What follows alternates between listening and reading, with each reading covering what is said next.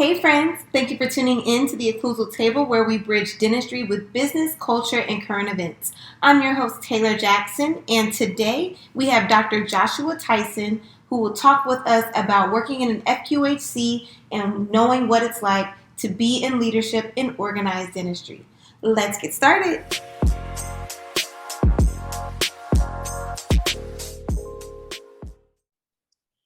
Dr. Joshua Tyson is a graduate of The Ohio State University College of Dentistry, the Rutgers School of Public Health, and Morehouse College. He currently resides in Suffolk, Virginia, and practices dentistry in Suffolk and Smithfield, Virginia, where he is an associate and partner of both Pruden and Smithfield Family Dentistry.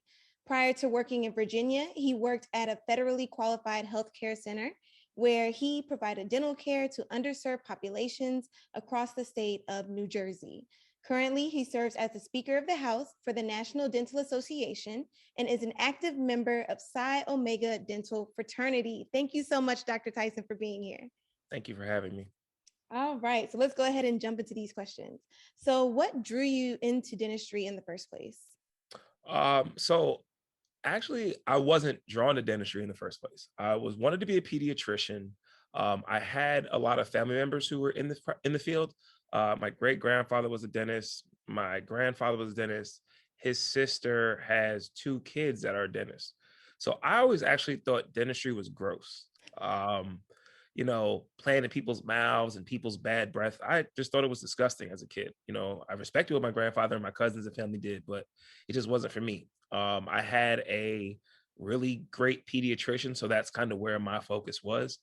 But so we were talking about it kind of offline, but I told you the story a little bit. So when I was 17, I did a program at Columbia, New York, College of Physicians and Surgeons, and it had a medical and a dental component. So I started off on the medical component. And so they took us on like an OB/GYN rotation. And so the first thing we go into the room and it was a baby, getting circumcised. So that wasn't a big deal for me. I was fine, kept it moving. And the next room, it was a doctor giving birth. A lady was giving birth, about 400-pound lady. And they had to use like the Jaws life to pull her stomach back. And I was like, I don't know. Wait, this is really what we do? No, okay, hold on. So then we went to the next room and it was a doctor who had Crocs on with no socks.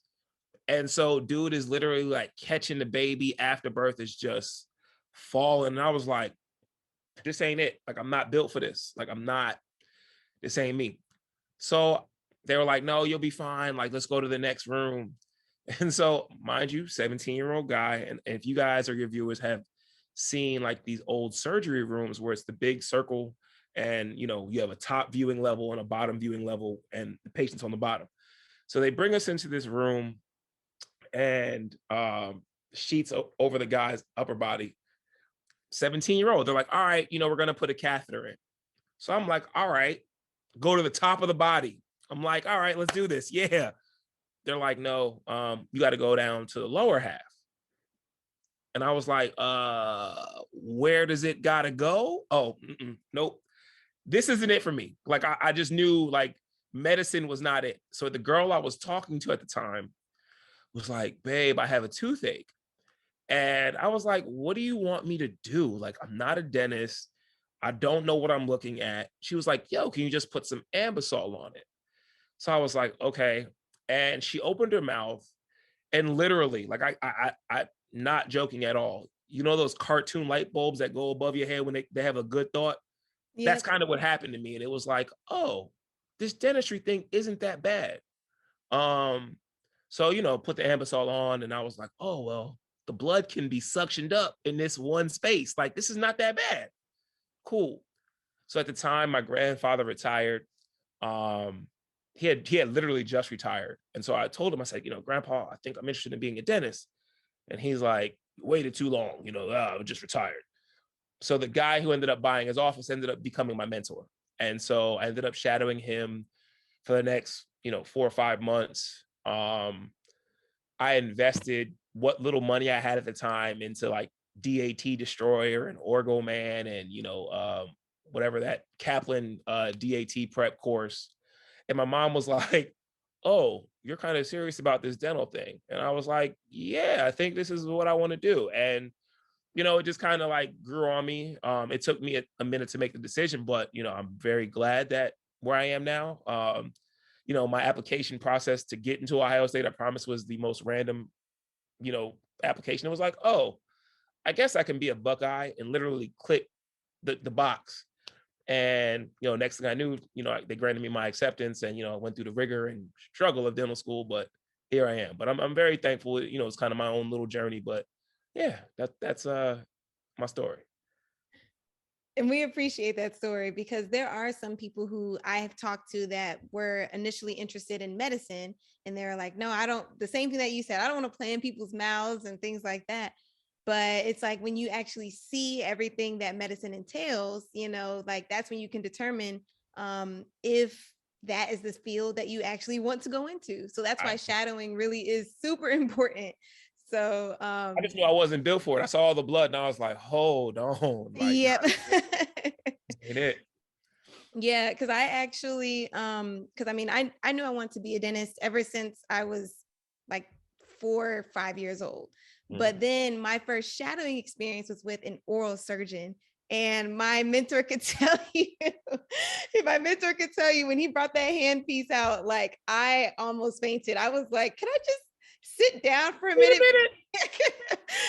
So he was extracting third molars, just the routine stuff. And Popping them I out. was like, right. And I was like, I need to sit down because I need so but then after that I was like, you know what, I can keep on pushing through this. This is not everything that dentistry is. But then I continued shadowing with him for the rest of the summer, but I just had to overcome that initial procedure first. But then I finally settled into it, and now it doesn't freak me out at all. But I mean, I feel like it's too late in the game for it too.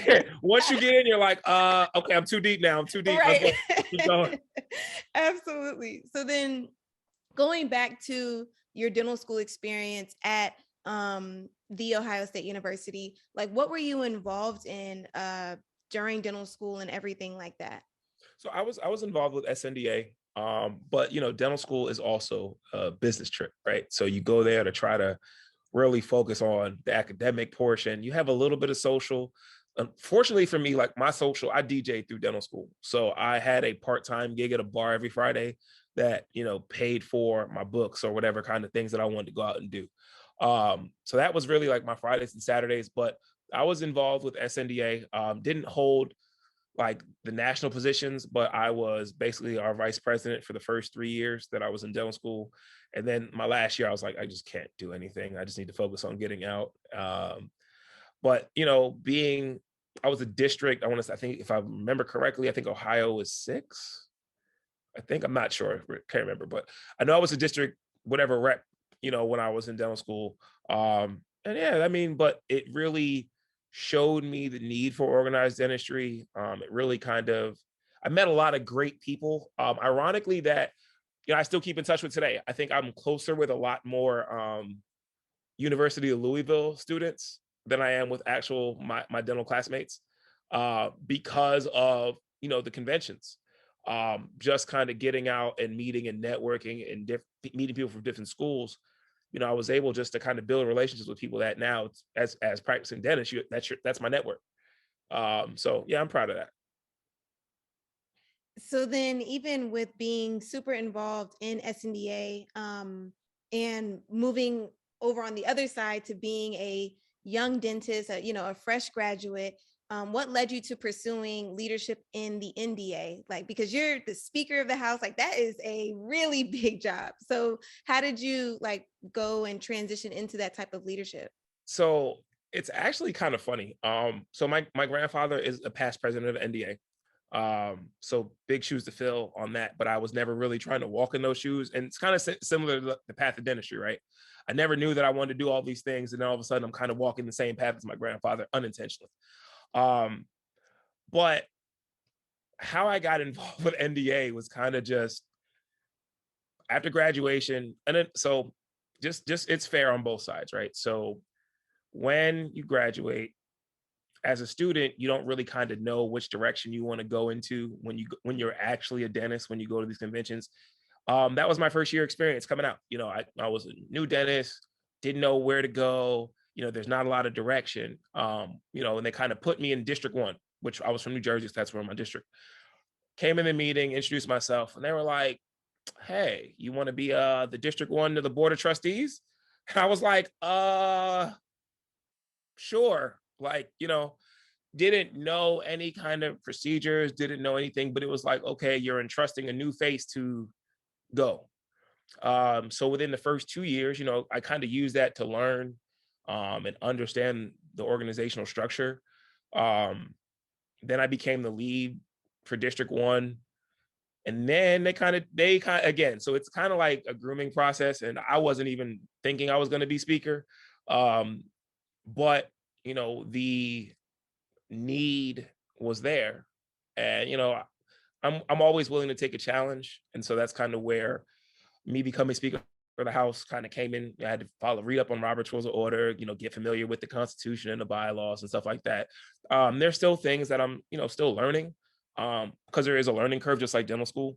But I feel like luckily I have really great mentors within the NDA. People have kind of helped show me what I need to do and kind of make sure that I'm on time with goals and stuff like that. So um, for me, it's always been a need for new dentists on the NDA so that way we can further the organization. Throw out like my Speaker of the House and delegate board of trustee stuff. What I'm most proud of so far, what I've done with the NDA is their social media program. There's a 100-year organization and they haven't really had an up-to-date Instagram, Twitter, social media kind of program. So doing a little research, we figured out Money Making Monday, Trivia Tuesday, Wellness Wednesdays, Throwback Thursdays, Feel Good Fridays, all these different concepts that you see now on their social media. That's me and the team that we were able to kind of create. And so the next project, trying to get them moving forward is we created the new dentist committee. The new dentist committee is really important for new dentists because those who want to take on leadership positions are able to now come in and say, okay, well, I served on a committee for a year. I have the experience that, the NDA wants, and then I can go and, be on the executive committee. Because I say this all the time to the board of trustees, I love them. They're my people. I love them to death. But as seasoned dentists, they're kind of old in their thinking and they want to retire soon. And so picking the next generation of new dentists is really important to make sure that the organization moves forward. But that's with any organization, right? And so even with, HSDA or ADA, you can have somebody who's been practicing 50 years, but at some point, that guy who's only been around 5-6 years needs to come in and kind of learn so that way the organization can move forward. And so, that's really what we're trying to do. We're trying to really create this environment where new dentists can feel welcome and feel like they have a voice and seat at the table. So that's kind of where I have kind of staked my niche in the NDA in terms of outside of being the speaker is really trying to create a voice for new dentists so that they can feel like there's a platform for them to kind of create a difference. And I appreciate that too, because that actually kind of follows into like my next question, as far as having like new grads or those that are currently in dental school right now, like how can they be involved? I know we've worked together because I was on the international position for SNDA, but how can dental students or new grads get involved into the NDA? And make that transition like a seamless process. I know you talked about the new dentist committee, but what exactly would be required of them, or what's that level of expectation when it comes to being a part of leadership, as well as trying to, get on a stable footing when it comes to being a new dentist? So, for me, I am a very kind of like even keel person, right? So right now, the new dentist committee is still in its like planning phases. So the expectations that I have for the few people that I have on the committee are, let's create content. Let's figure out new ideas that they haven't seen before. Because for me, what I'm trying to do. So I'll kind of tell you my next kind of bigger plan for NDA moving forward. So they're trying to have their conventions in Vegas and New Orleans the next couple of years, right? And so for me, what I would love to have is a celebrity sponsor. So when I first moved to Virginia, my current job, we went to Dallas for a teen training institute, and the keynote speaker was Emmett Smith, right? And so, they advertised Emmett Smith. They had him sign a bunch of paraphernalia. They raffled it off. They gave each practice an opportunity to take a picture with Emmett Smith. For me, I look at that as if the NDA could get that kind of exposure from a celebrity, number one, that can drum up interest from other people outside the organization, but also sponsorships, and what's a better way to say, oh, I'm gonna use Phoenix since we're going to Phoenix, but come to Phoenix and, maybe meet Chris Paul, or maybe meet, Devin Booker, or somebody that, you see playing sports, get an autograph or win a raffle or get a picture with. Then when you go back to your school, you're like, yo, we just met Chris Paul at this convention. And then you're going to have other people who are like, oh, wait, I want to go next one, see what they got. You know what I mean? That is the kind of thing that the energy, the vibes that the new dentist committee is trying to create. It's also because I got tired of seeing the same kind of programming every year from conventions. And I'm sure, as a student, if you go to a convention, your D1 year, your D2 year is the same convention. By 3 and 4, you're like, all right, I'm just here to kind of meet and hang out. Like, I'll go to the men to men symposium. I'll go to the gala, the rites of passage. Like, I'll do the key things, but like all this stuff that I've been doing, like, I don't, so what I'm trying to do with this new dentist committee is create new content, new things that people haven't seen. So that way, when new dentists come in, it's not like, I've seen this before, I don't want to do the same old NDA. And also, this new generation of dentists is not interested in the same stuff that the older generation is, right? So our generation wants to know about, how do we pay these loans off quicker? How do I not work 5 days a week? How do I maximize my income by doing the least amount of work possible? You know what I mean? That's just real. How do I pay off my loan debt and say, okay, you know what? I want to travel every other week because that's my life. I've earned it. I've worked hard. So it's a very different mindset that, our generation has compared to the older generation, where it's like, you have to work hard to be successful. You got to, pay your bills off. And then you have to when you take time off, that's when you can vacation. Like, we trying to take like weekend flights out the country, like we want to be out. Like, okay, we worked a hard week, bro, I'm on a beach somewhere Friday, Saturday. I'll see y'all Monday, and that's the difference. And so trying to change the mindset of some of the older generation to see like, hey, you have this new breed of dentist that wants to come in and help, but you can't kind of suffocate these ideas. You can't suffocate their momentum when they're trying to build something. And that's kind of where the new dentist committee, that's kind of where my mindset goes into play with the NDA and anybody who's trying to be interested in new dentists. Thank you for that, because that is something that, from talking with some of my classmates, bringing in even like different lunch and learn people to come to talk to us, talking about, practice management, talking about student loan repayment, all of those options that may be available. And just like what you said, trying to maximize your earnings while, I don't want to say working the least amount of days, but I mean, just trying to at least spread your business like across different states, or maybe even across different cities, and going from there too. What I've tried to get the NDA to understand is that the one thing we all have in common, right, is we're all dentists. But the difference is, for example, you have a podcast. I like to garden. Everybody is different in their own regard. And so we could highlight that about people.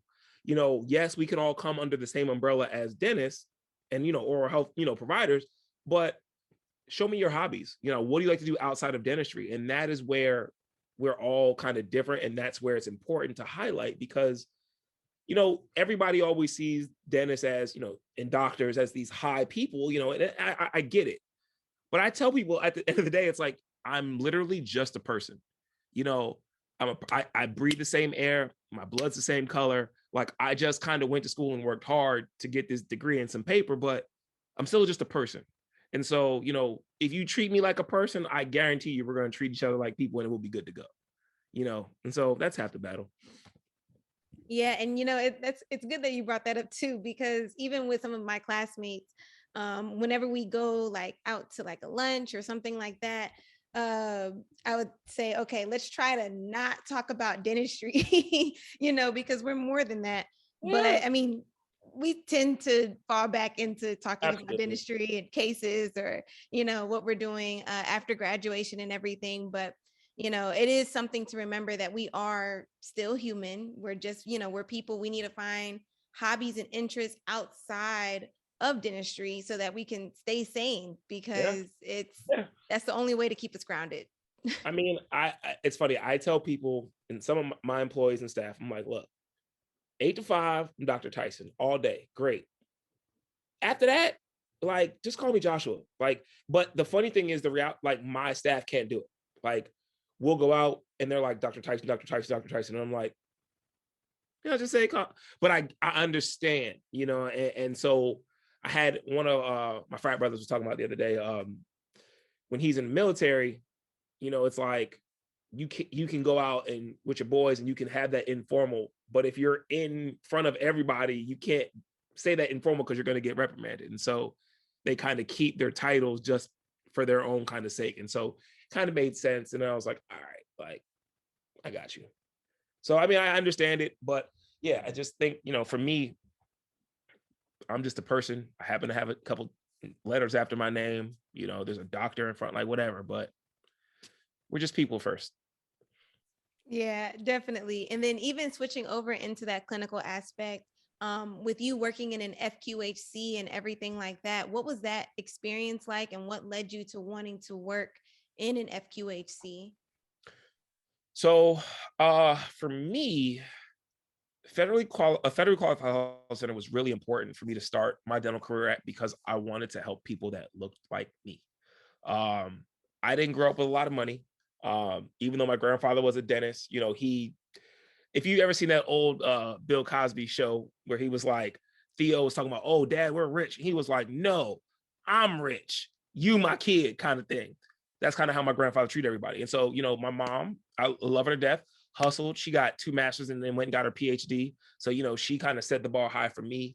But I knew growing up, the struggle was kind of real. We lived in a small apartment and it was just getting by. And so I wanted to help people that look like me who lacked access to care. And so when I first went back, I went to a mixed low income community, African Americans and Latinos in Perth Amboy, New Jersey at Jewish Renaissance. I was there for a few months and I ended up following my last boss down to Camden.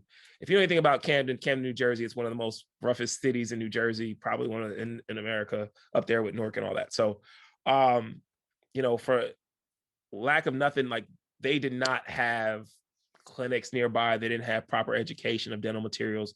A lot of food deserts.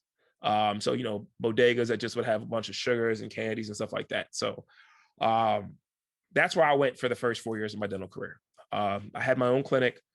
It was really big. And I think even down here, the transition has been about patient education. You find common grounds with people. And I think even when I was in dental school, I didn't care if you were the richest white person that came through the door, the poorest black person, or the poorest white person.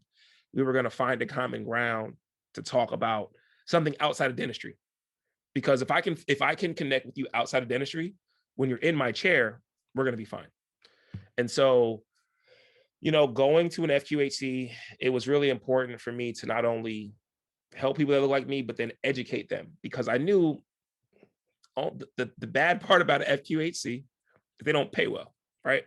So you're not going there for the pay. You're going there for to help and then some tuition reimbursement. I would also caution everybody who is interested in FQHC to check on that, because it started off real great. Can I talk about that as well? It started off really great, and it's based off of how many patients you see a quarter. And if the health center does not meet that quota or number, you don't get your bonus, your quarterly. And so how tuition repayment worked was after each quarter, they paid a portion of that tuition if you met the patients. But if you didn't meet the patients, you didn't get the money. And then, if you defaulted, it went into under your bigger loans. So by the time I was in my like third year at CamCare, I was like, you know what? I don't want to do this tuition reimbursement anymore because it's not really helping me. I wasn't making significant money. I was living check to check, which no dentist really should start doing. And so, it was for me at that point, it was like, okay, I've been here 4 years. I've kind of used it like a residency to gain speed, work on my technique, learn how to talk to patients, deal with patient acceptance, proper diagnosing, all the things that, you're taught in dental school, but you have to really kind of hone in and focus once out. So we did one of my proudest accomplishments, and I check on it still.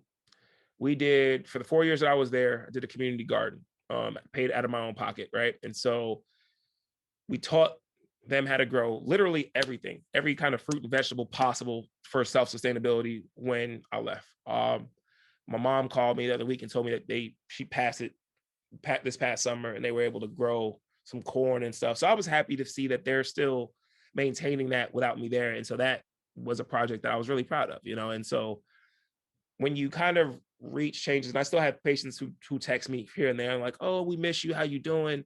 Oh, they said that you're not here and I don't want to come back. No, it's like, you got to go get your treatment. Like, but for me, that the hardest part was literally leaving. I didn't want to, but it was like I need the challenge of something different. And I went to Henry Schein's website, applied to 2 jobs. And next thing I knew, I was moving to Virginia. I didn't have a license. It was like, oh, okay, I got to work at the health center till May. Cool. And that's kind of how it ended up me transitioning. But, I will never badmouth it. The only thing that you go to an FQHC to help people. You go there because you want to provide access to those lacking in care. You want to help educate. You want to help try to change lives, because all the difference for me was people who came in tooth pain, pull my tooth, pull my tooth, pull my tooth. Here, private practice, it's like, I got a toothache, but I got insurance, send me to a root canal. Like, I want to keep my teeth. And you're like, wait a minute. Like, I'm used to pulling teeth all the time. Like, get out of here. Let's go. But no, it's like, okay, let me say you're a specialist. Let me put a crown on it. Because then, and this is not to, I tell my patients all the time, I don't practice to line my pocket. I can't. The way I practice is, if my mom was sitting in this chair and I saw this on my mom, how would I have this conversation? Mom, you need to get a crown. Mom, you need to get a tooth out. Mom, you need to fill it. Now, if you don't want to do it, sir or ma'am, that's on you. But don't say I didn't tell you, because if your tooth breaks and you come back, you can't blame me. You know what I mean? So patient education never changes, whether it's at a private practice or an FQHC. And so, I chose to not do a residency because I need to go out and make money. I didn't have the time to kind of sit back and do a residency. I needed to go out and kind of pay some bills off. So that's why I use the FQHC kind of as that. And I love it. And I recommend it, but it would not be something there where I would stay more than 4 years, because your salary, you don't get paid off your production. And I'm glad you talked about that too, because I think when it comes, like, they paint that picture for us, like when working for an FQHC or doing some sort of loan repayment program at, somewhere in like a rural city or something like that, a government loan repayment program. And that picture isn't really painted for us. We just see it like, oh, we're going to get our loans paid quick amount of time, whichever. Gotta read the fine print for sure. Gotta read the fine print. You gotta ask questions, because again, like you said, you're going there thinking, I'm gonna get my loans paid off. And that's kind of where I went in. Mm-hmm. And my first check, I was like, hold up, this it? Like, I saw all these patients did all this work. And it was a blip. It wasn't even anything significant. Where I was like, wait a minute, I gotta do 4 quarters to get this. If I was making 250, 350,000, I could pay off it faster versus what I'm doing here. Gotta make sure.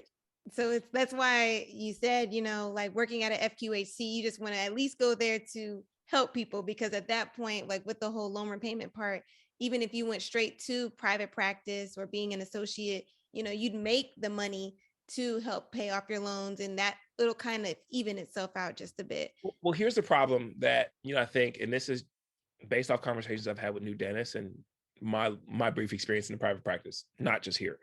When you're a new dentist, when you go into private practice, you're going to have, depending on the type of owner that you have, you're going to have an owner that's going to take a majority of the high producing dental work. So your crowns, your implants, your dentures and stuff, right?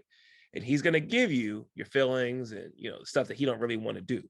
So, your first couple months are going to probably they'll be productive, you know what I mean? But they're not going to be productive, if you understand what I'm saying.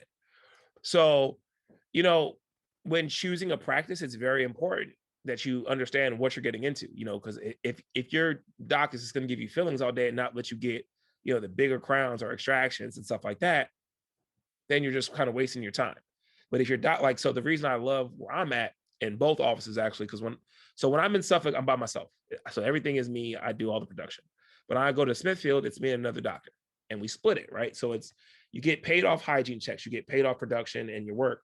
But if I have 2 crowns on my schedule, we'll split it. Like, I'm gonna give you one because I'm not gonna just let you be out there with nothing, And so it's a teamwork that you kind of have to do. Because the money's, if you're doing good work, the money's gonna come. Patients are gonna come in. You're gonna get seen. You're gonna have people in your chair. It's when you get I don't understand this treatment and I don't want to do it, then you're like, okay, patients are like, walk out the door. They go somewhere else. And so it's just a matter of learning how to deal with patients, talk to patients, and then case acceptance.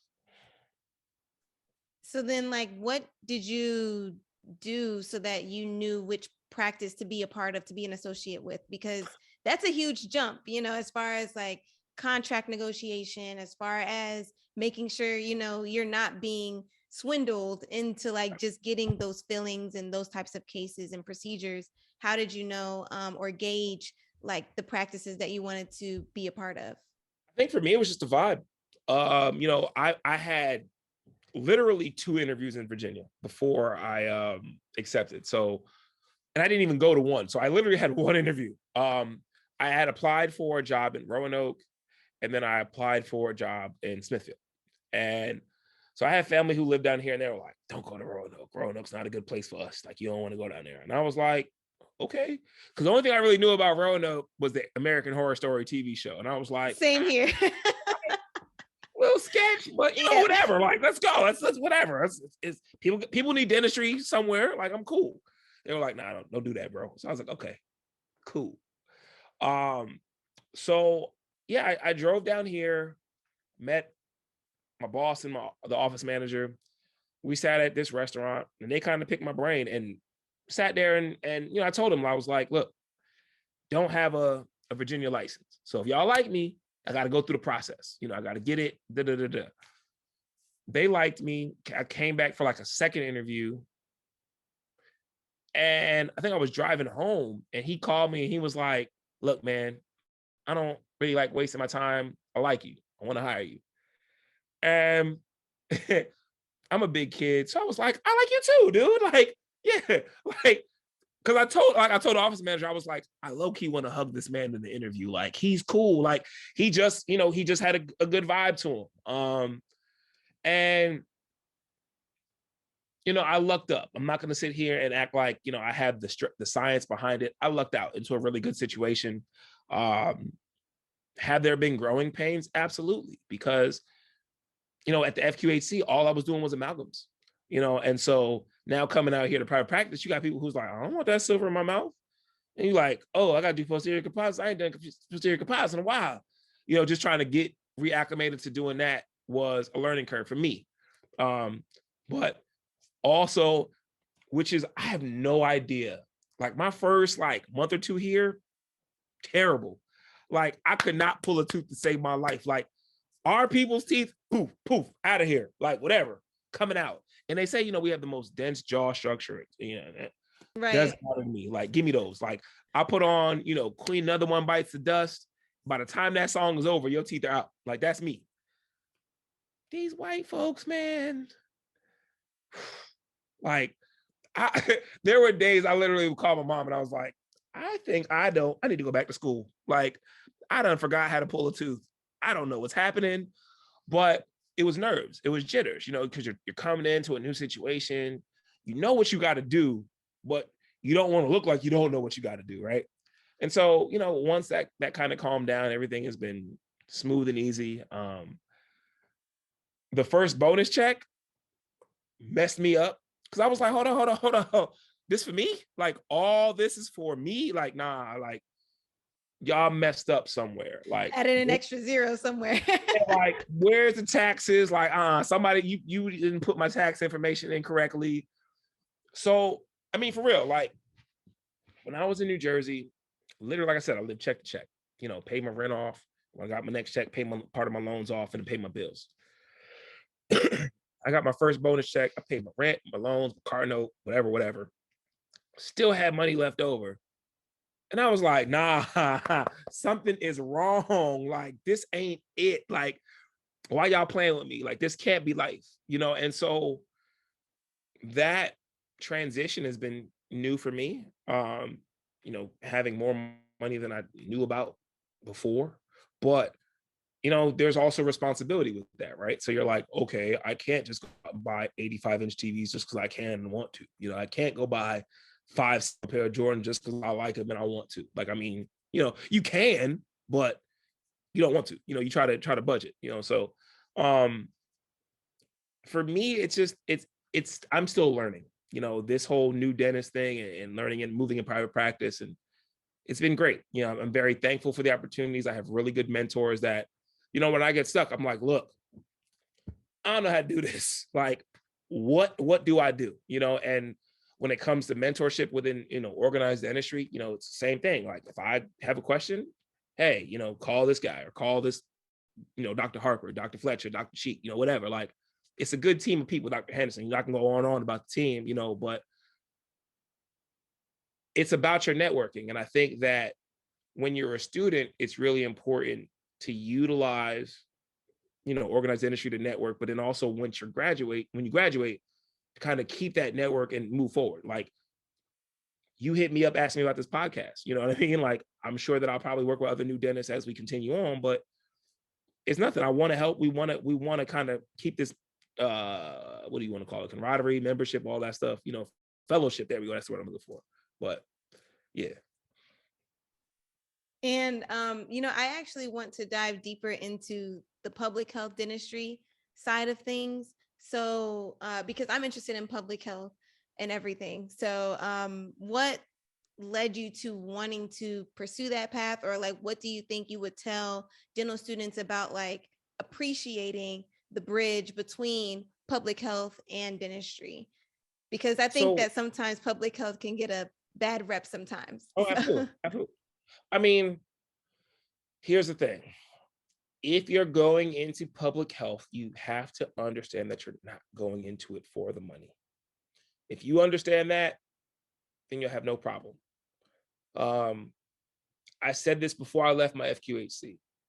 If I did not have crazy amount of student loan debt and, I would work in FQHC my whole life. Why? Because I can help people that look like me. I can educate people that look like me. Now, will I change their attitudes? 1 out of 5, maybe, but not everybody. But if I can reach one, that's all that matters to me.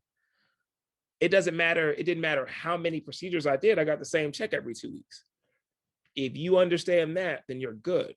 But, also the negative about FQHC is that you kind of pigeonhole yourself in a certain aspects of dentistry, right?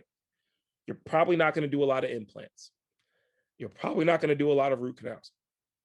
Your job is basically going to be fillings, a few crowns here, extractions, dentures. So if you're okay with limiting yourself to that aspect of dentistry, then great. And helping people and providing access to care those who look like you and those who don't have, the means to afford the expensive dentistry, then that's totally it. I support public health dentistry for that aspect alone because everybody deserves to want to smile and have a good smile, right? No one deserves to walk around here with this, bad teeth or, not liking their teeth. If you want to change your teeth, you should be able to do so. That's part of the Medicaid for All benefit that the NDA has been working on. That is why federally qualified health centers exist. The beautiful part about them, and a lot of them, they're income based. It's income based for your copay. So if you make, $10,000, you may have a $20 copay. That $20 will get you an exam, a filling, and whatever else, and then they create payment plans. So, when you have the bigger stuff like crowns or dentures, the FQHC is there to help you have an avenue to pay for it if it's done correctly. And I can speak very highly of CamCare, is that they were able to have a fee scale for patients, and so they were based off your income. And so you can get a crown for $250, you can get a denture for $250, and in private practice, dentures and crowns are $1,000 a pop. And so the caveat to that is that you have to understand that people in federally qualified health centers are coming from, I'm trying to figure out the word I want to use, are coming from a place where they don't understand the care they're getting, right? So they don't care that it's $1,000 crown that you're really giving them for $250. It's just get it in my mouth. They don't care that, hey, now you got to floss this. I don't floss. Like, that education aspect of FQHCs is really important, because, hey, like, when you leave, that next doctor may not come in and give that same kind of care. You know what I mean? That next doctor may not come and say, hey, like, these are things that I want you to work on. Like, what I tended to do was, when I had a kid, it would be, hey, how many times a day are you brushing your teeth? And, the one kid that stands out in my head was, I don't have a toothbrush in my house. And the mom was like, you got a toothbrush in the bathroom? And he's like, Mom, that's not my toothbrush. She goes, well, you got two. She's like, Mom, I'm not going to use another toothbrush. That's not mine. So, you deal with people who have that come situations. Everybody is, it's always grandma's fault who, all the cavities and all the candy, because, everybody's at work. But the strategies that I would try to implement, and to that kid who didn't have a toothbrush, we sent him home with at least 30 toothbrushes. So it was like, bro, you can't ever say that you'll never have a toothbrush. And if you run out, come to the clinic, we'll give you another one. Like, we're not short on toothbrushes ever. But the strategies I would tell people would say, listen, you got a kid, parent, mom, or dad, whatever, brush your teeth before in the morning, right? After breakfast. Cool. They go to school, they eat junk food, whatever. Bring them back as soon as they get home from school at 3:30. 4 o'clock, brush your teeth as soon as they walk through the door. Boom. Then they go play Fortnite, whatever kids they do, Roblox, Minecraft, whatever these kids are doing. Go out, Instagram, Twitter, Snapchat, whatever you do, go do that. Then before bed, brush. And after that, water. And I tell parents, I said, listen, if you can get them on this routine now, by the time they're 20 and 30, they're going to be repeating this. And as efficient as you having them do it, if you start brushing with them, they're going to say, okay, well, mom and dad is taking care of their teeth. I want to take care of mine. Nothing will deter a child faster than seeing the kid say, oh, well, if mom's not taking care of their teeth, if dad's not taking care of their teeth, why do I? And a lot of parents don't understand that, because it's like, well, I had bad teeth and it's whatever. Like, no, like, it's not whatever. Like, if you show the kid that you care about your teeth and come in the dentist, they're going to want to do the same. I'm sure you've in your clinical practice now, you've seen the helicopter parent. It's like, oh, you're going to get a shot. You're like, look, if you can just sit to the side for me for 2 seconds, let me deal with the kid. Like, go through your show, tell, do. And I've learned a lot of kids, yes, they're scared, but if you can get them laughing, joking, smiling about something other than dentistry, they will open wide and let you give them the longest needle that you can and be like, look, go to sleep. Like, it's nothing, and in my office now, I got a kid who comes in. I love this guy. He's dope. The first day he came in, he was super nervous. I said, why are you nervous? He goes, oh, my mom told me I had to get a shot. I said, okay, let me tell you something. I showed him, we had an Instagram from, we were in Halloween. I said, The Grinch came in and we had to do a procedure. And he said, the Grinch came here? I said, yeah, he's mean, but we took care of him. I was a minion at the time for Halloween. So I was like, oh, I showed him the picture. And so he said, oh, well, if the Grinch can do it, I can do it. And, we did the procedure. And when he left, he goes, next time I come in, can we do superhero day? And I said, okay, if you promise to be brave and big like you were today, we'll do superhero day. He said, okay. So other week he came in on my Instagram, you'll see me, I'm dressed as Spider-Man, he came in dressed as Batman, staff dressed up, superheroes, we do those things to help kids. You do the same thing kind of with adults too, though, right? So you have parents who are like, oh, I'm scared of the dentist. And you're like, well, it's okay. Let's figure out how to get you unscared. Oh, you like to fish, you like to hunt, whatever. Okay, let's talk about that for a minute, and then you personalize it. These people down here, and I say down here where I'm at, it's more of a family atmosphere. You build this relationship, you build the trust. I had a guy when I first started, because when we bought this practice, the dentist was 40 years practicing. She had been doing kind of bad dentistry at this point. I had a guy who was like, well, I don't want to come here anymore. I'm just going to go find a dentist in North Carolina because I don't like my denture.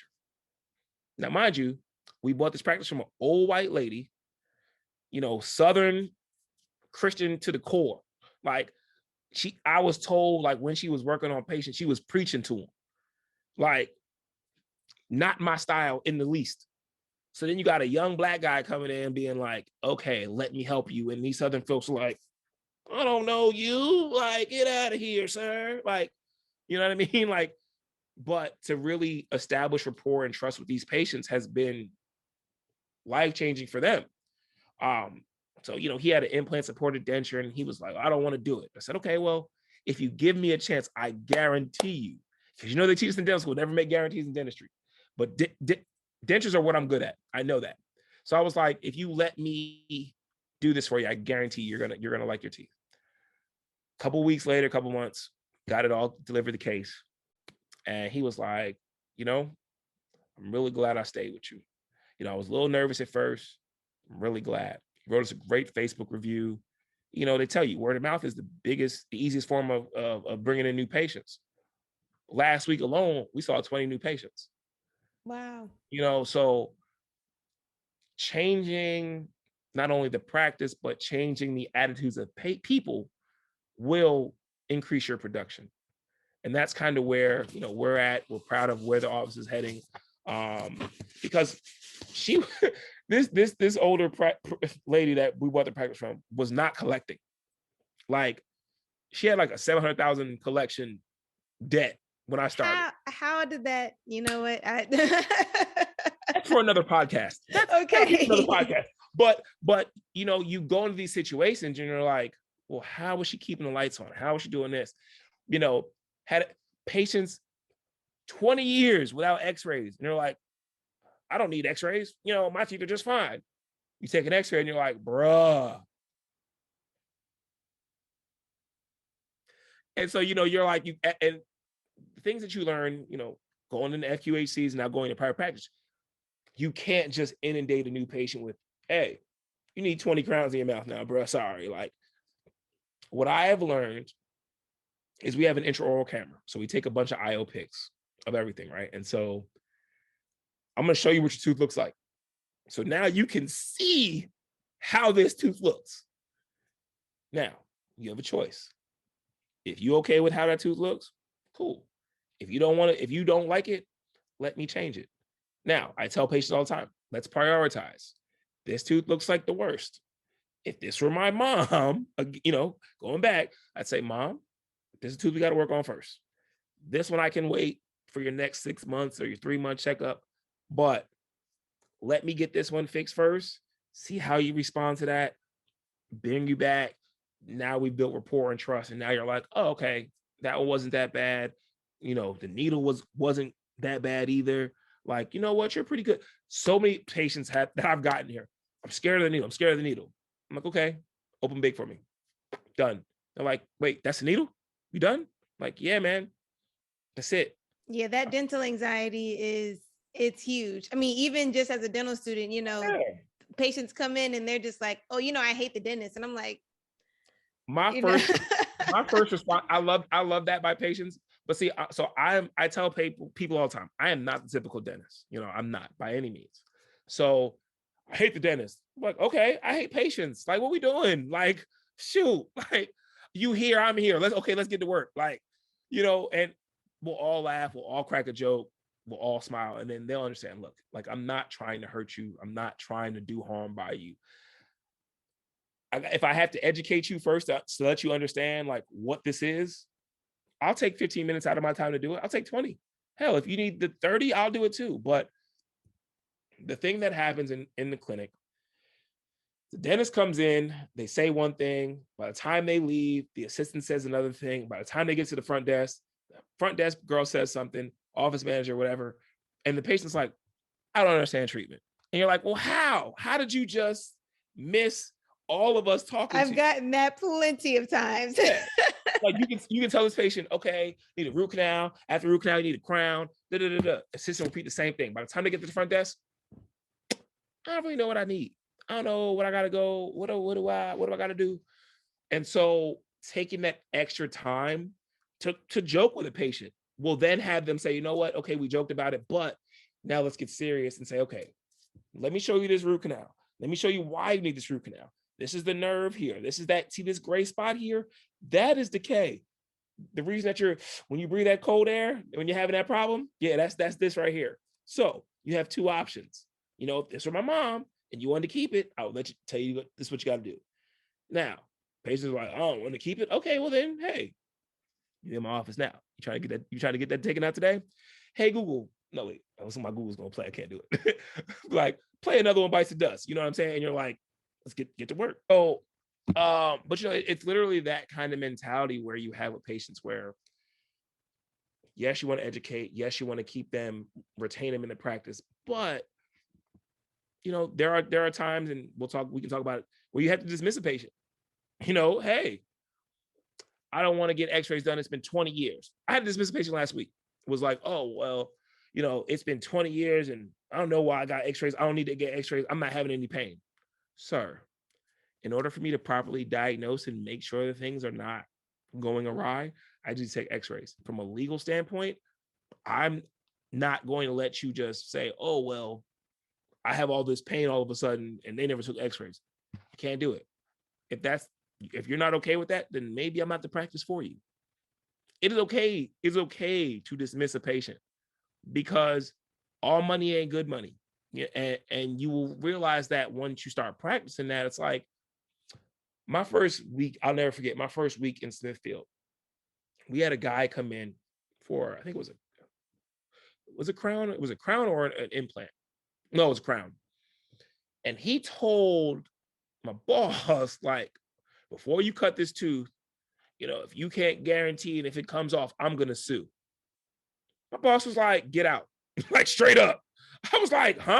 Like I had never seen that happen, because in dental school, you're like, you got to kind of take it. You know what I'm saying?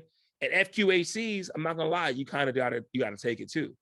I was cursed out by a patient for their kid having a cavity, and I didn't. You didn't put it there. Like, now, mind you, and that same kid came in with a 7-Eleven big gulp of Coke, like, my tooth hurts. And you're like, well, but, so you will always have to just protect your peace. Whether it's private practice, FQHC, you have to put yourself first. And so if you know that, hey, this is not going to be a good relationship with the patient, dismiss them. If you think that you can change an attitude, by all means, go for it. So then I guess as we move into the last question, then is there any like advice that you would give to a new grad or dental students if you could do it all over again with your process?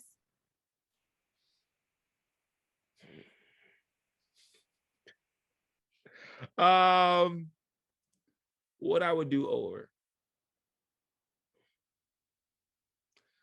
So because of situations that happened at Ohio State, I don't know if I would say I would change dental schools.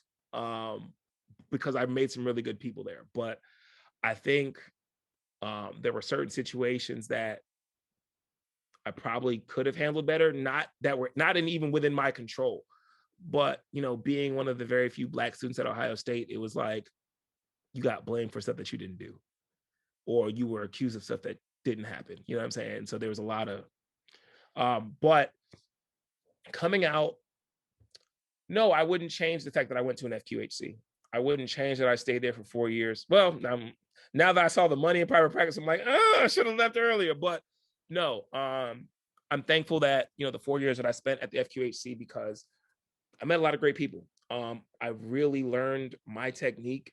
I learned how to communicate with people. And I think you never stop learning. And so even though, I felt confident in what I was doing at the FQHC, coming down to private practice now, it's like, oh, let me hone this skill a little bit better. Let me kind of shape this a little bit better for me. So no, I think every failure, every, remediation class that I had to take, no, I would not take it back, because it's made me and shaped me into the person I am today.